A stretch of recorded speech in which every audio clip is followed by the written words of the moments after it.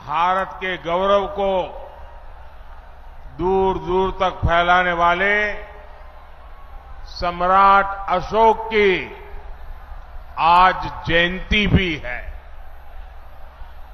उनसे प्रेरणा लेने वाले बड़ी संख्या में लोग आज भाजपा को अपना आशीर्वाद देने आए हैं। एनडीए सरकार की तीसरी पारी को लेकर पहले से भी ज्यादा उत्साह नजर आ रहा है। आपका ये उत्साह बता रहा है फिर एक बार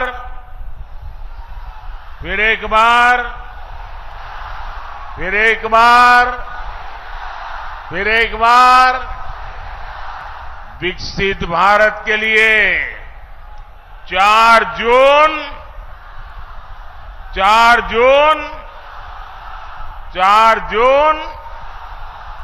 साथियों, आज एनडीए सरकार के लिए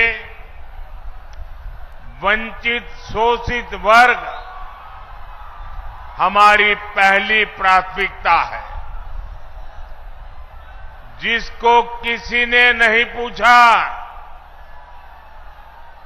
हम उसको पूज रहे हैं। एक समय था जब केंद्र की सरकारें बिहार को पिछड़ा कहकर पीछा छुड़ा लेती थी। बिहार की सरकारें सीमांचल को पिछड़ा कहकर के पलड़ा झाड़ लेती थी।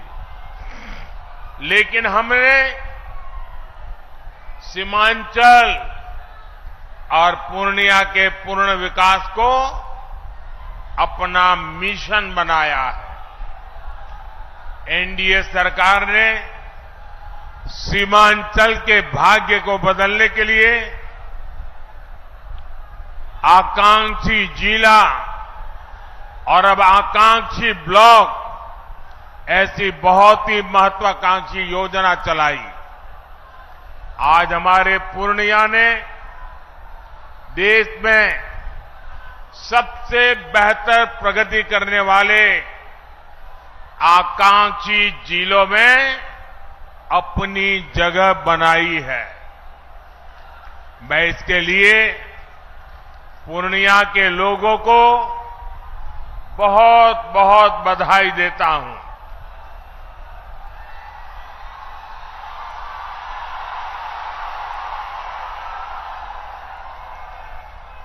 साथियों, आपका उत्साह अद्भुत है। ऐसा उत्साह बहुत कम ही देखने को मिलता है।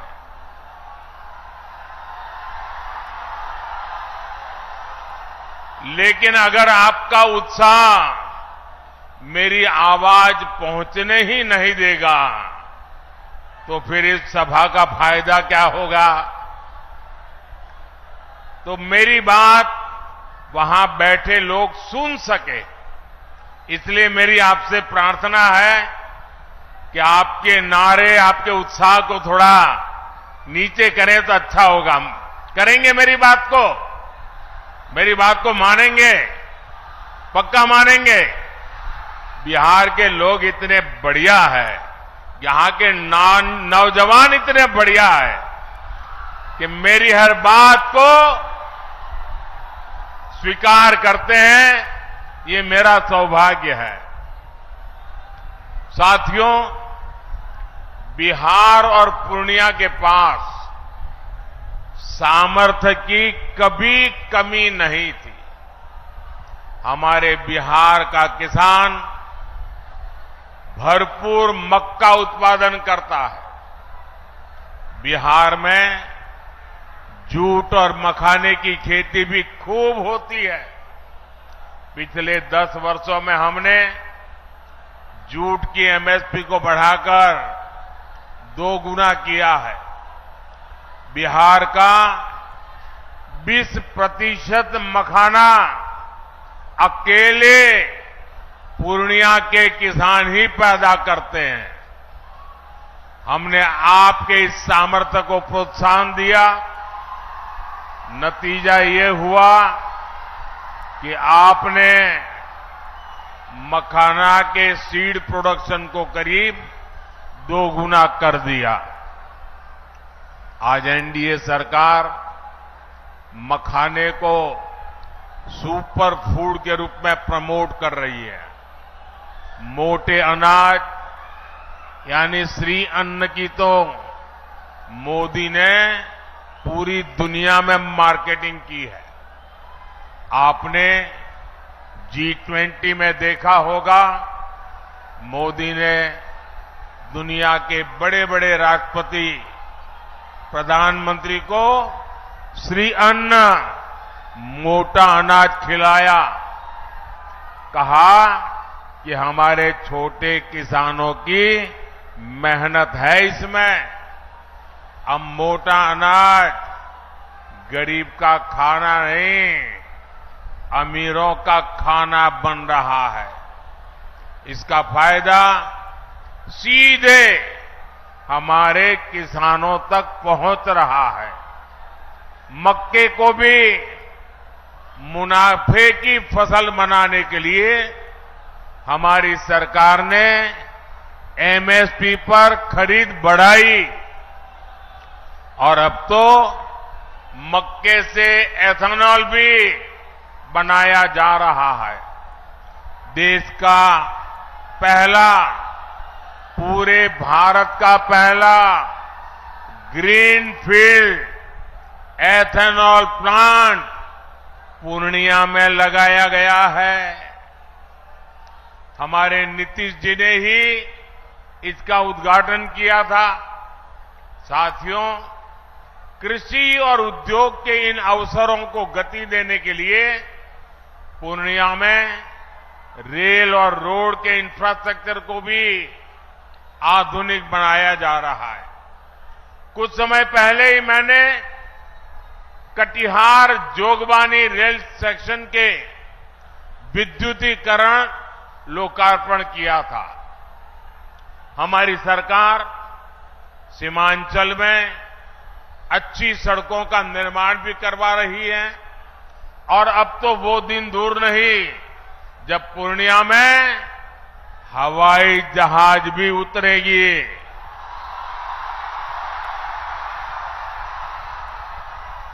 हमारी सरकार सीमांचल में वंदे भारत, नमो भारत जैसी ट्रेनों के जरिए कनेक्टिविटी बढ़ाने और बेहतर स्वास्थ्य सुविधाओं के लिए भी काम करेगी। साथियों, मोदी के लिए आपके सपने ही मोदी का संकल्प है। इसलिए गांव, गरीब, दलित, वंचित दशकों से जिन समस्याओं से जूझ रहे थे, मोदी ने 10 साल में उनका समाधान दिया है। देश के 25 करोड़ गरीबी से बाहर तब आए जब हमने दिन रात उनके लिए मेहनत की। देश के 4 करोड़ गरीबों को पीएम आवास तब मिला जब आपने मोदी को सेवा करने का आशीर्वाद दिया। देश के 50 करोड़ से ज्यादा दलितों, वंचितों, गरीबों का बैंक में खाता तब खुला जब आपने मोदी को आशीर्वाद देकर के सेवा करने का मौका दिया।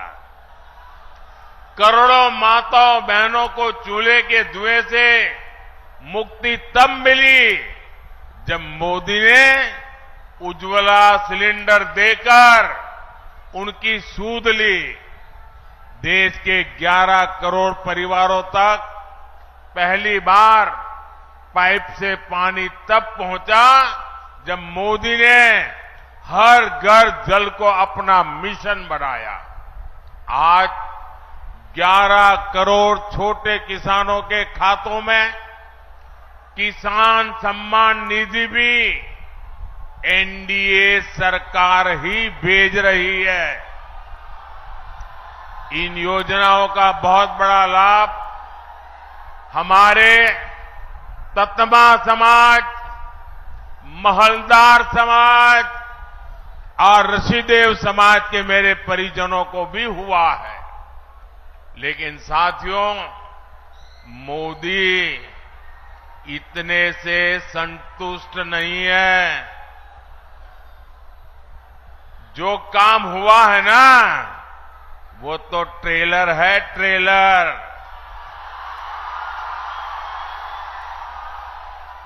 अभी हमें पूर्णिया को, सीमांचल को, बिहार को और पूरे हिंदुस्तान को बहुत आगे लेकर जाना है।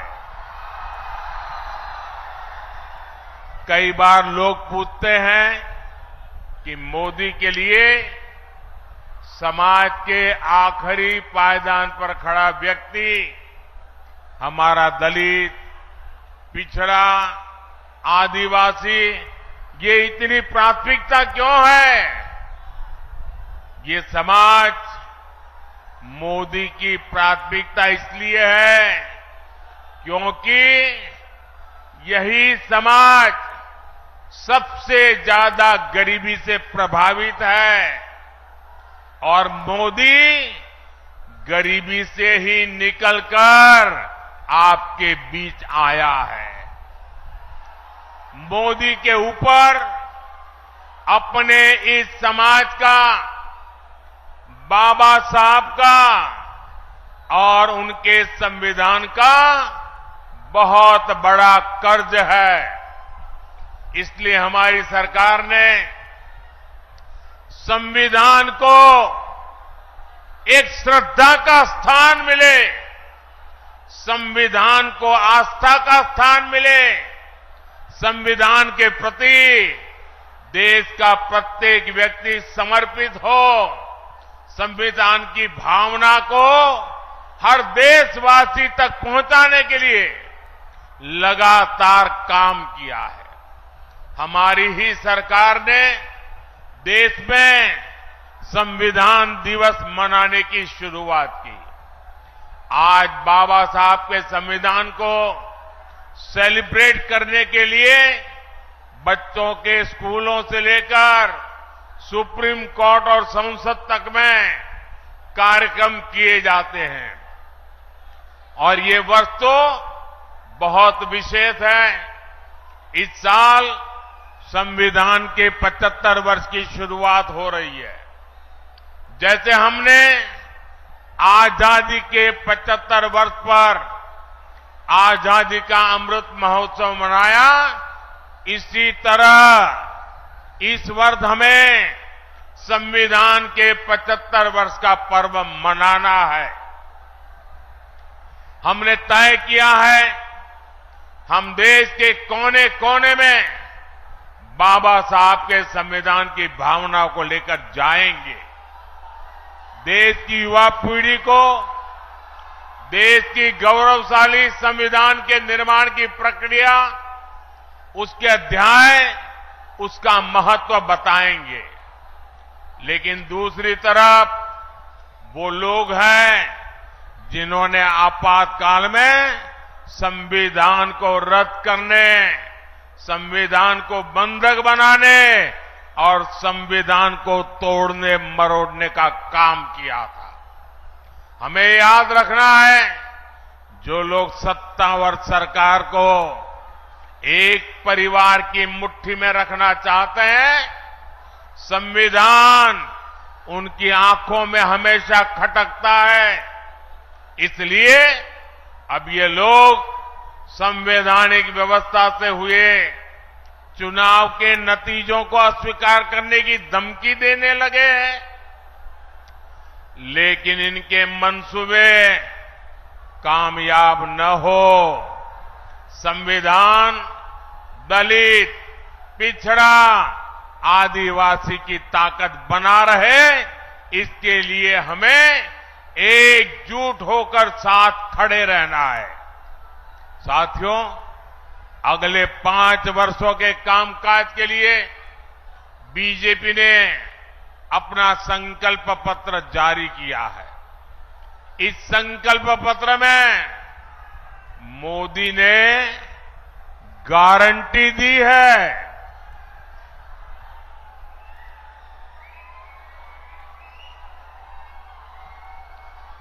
देश के सभी जरूरतमंदों को आगे भी फ्री राशन, मुफ्त राशन मिलता रहेगा।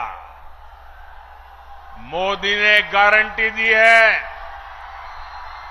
गरीब, दलित, वंचित के कल्याण से जुड़ी योजनाओं को हम हर जरूरतमंद तक लेकर जाएंगे। हमारी सरकार 3 करोड़ नए पक्के घर बनाएगी। देश में 70 साल से अधिक उम्र के सभी बुजुर्गों को मुफ्त इलाज की जिम्मेदारी भी सरकार उठाएगी। आप अपने परिवार में अपने बुजुर्गों को कह दीजिए, अब वो बीमारी को छुपाए नहीं, अगर कोई तकलीफ है तो मोदी बैठा है। ये मोदी की गारंटी है। साथियों, पिछले 10 वर्षों में एनडीए सरकार ने वो काम किए हैं जिन्हें पहले असंभव माने जाते थे। आज हर कोई कह रहा है, बड़े कामों का दम सिर्फ भाजपा के पास है, एनडीए के पास है। आपको याद होगा, पहले अड़ोस पड़ोस के देश यहां हमला करके चले जाते थे। सीमा पर हमारे जवानों की आए दिन शहादत होती थी।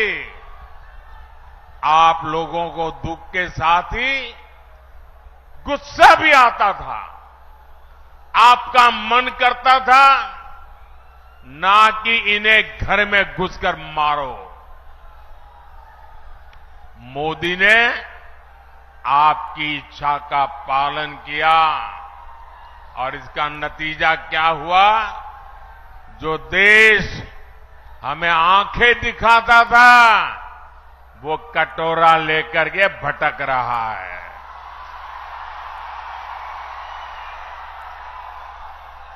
साथियों, दशकों से देश में लोग मांग कर रहे थे कि कश्मीर में अलग झंडा, अलग संविधान नहीं चलना चाहिए। जो लोग दिन रात संविधान के नाम पर हमको गालियां देते हैं ना, इतने दशकों तक उन्होंने राज किया। आजादी के बाद उनके हाथ में सत्ता आई, अब तक आई, लेकिन उनमें हिम्मत नहीं थी कि बाबा साहब आंबेडकर के संविधान को जम्मू कश्मीर में लागू कर पाए। बाबा साहब का संविधान वहां लागू नहीं होता था। ये मोदी है जो संविधान को समर्पित है। आज जम्मू कश्मीर में भी आन बान शान के साथ हमारा संविधान लागू हो गया। कश्मीर से आपकी इच्छा थी 370 हटनी चाहिए, तो ये घमंडिया गठबंधन वाले क्या कहते थे? ये कहते थे कि 370 हटी तो कश्मीर में आग लग जाएगी। आज आर्टिकल 370 का द एंड हो चुका है।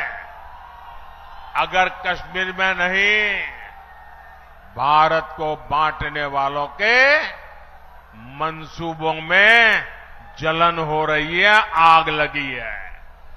साथियों, कल रामनवमी का पवित्र त्योहार भी है।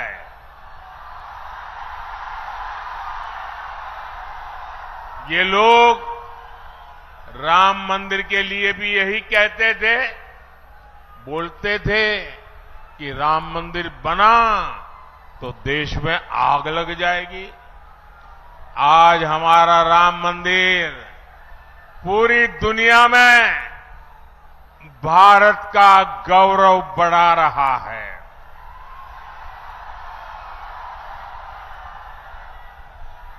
अब कुंठा में गिरे ये कांग्रेस के लोग, गठबंधन गठबंधन के लोग राम मंदिर का अपमान कर रहे हैं।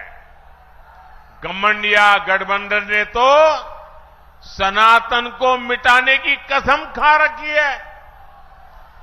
26 अप्रैल को आपका वोट इन्हें बताएगा कि सनातन मिटता है या ये लोग रहते हैं। साथियों, हमारा सीमांचल बिहार का एक संवेदनशील इलाका है। वोट बैंक की राजनीति करने वालों ने पूर्णिया और सीमांचल को अवैध घुसपैठ का ठिकाना बनाकर यहां की सुरक्षा को दांव पर लगाया है। इसका शिकार हमारे दलित, वंचित, पिछड़े और गरीब को होना पड़ा है। हमारे दलित भाइयों के घरों तक को जलाया गया था। लेकिन मैं आपको आश्वासन देना चाहता हूं, देश की सुरक्षा से खिलवाड़ करने वाला हर तत्व सरकार की नजर में है। 4 जून का परिणाम इसी सीमांचल की सुरक्षा तय करेगा। और जो लोग राजनीतिक फायदे के लिए सीएए का विरोध कर रहे हैं, वो भी एक बात जरूर जान ले, ये मोदी है, ये न डरने वाला है और न ही झुकने वाला है। साथियों, आपने वो दौर भी देखा है जब बिहार में जंगल राज था। उस समय बिहार के इस इलाके में महाजंगल राज हुआ करता था। हिंसा, अराजकता, अपहरण और भ्रष्टाचार का यहां उद्योग चलता था। नीतीश जी के नेतृत्व में हमने बहुत मुश्किल से उस दौर को बदला है। लेकिन आज एक बार फिर जंगल राज और महाजंगल राज वाले लोग उस दौर की वापसी चाहते हैं। इनका एक ही एजेंडा है, भ्रष्टाचार और लूट। हमारे पूर्णिया में कहते हैं ना, हर बहे से खर खाए, बकरी खाए अचार। भाव ये मेहनत गरीब जनता करे और मलाई ये आरजेडी वाले लूटे। मोदी के रहते ये मुमकिन नहीं है। इसलिए सब भ्रष्टाचारी के लूट के ठिकाने बचाने के लिए वो अब एक हो रहे हैं। मैं कहता हूं, भ्रष्टाचार हटाओ, ये कहते हैं भ्रष्टाचारी बचाओ। मैं आपको एक गारंटी देता हूं, अगले 5 साल भ्रष्टाचार के खिलाफ और बड़ी कार्रवाइयों के 5 साल मान के चलिए। साथियों, पूर्णिया से एनडीए उम्मीदवार श्री संतोष कुमार जी और कटिहार से दुलाल चंद्र गोस्वामी जी, ये हमारे प्रत्याशी है। 26 अप्रैल को आपको इसी उत्साह के साथ इन्हें वोट करना है। पूर्णिया और कटिहार से जीत का रिकॉर्ड बनाना चाहिए। बनाओगे? घर घर जाओगे? पोलिंग बूथ जीतोगे? पोलिंग बूथ जीतना है, जीतोगे? हर पोलिंग बूथ जीतना है, जीतोगे? अच्छा, मेरा एक और काम करोगे? मेरा एक काम करोगे? करोगे क्या? ये मेरा काम है, करोगे?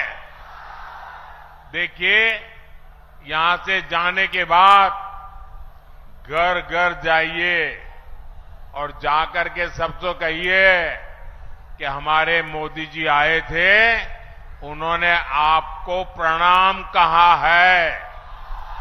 मेरा प्रणाम पहुंचा दोगे?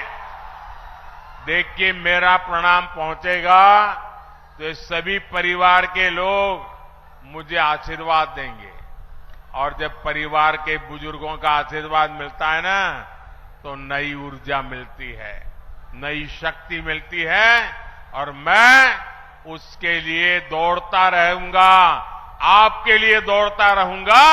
और पहले ही मैंने कहा था, मेरा पल पल आपके नाम, मेरा पल पल देश के नाम। और इसलिए मेरा संकल्प है 24/7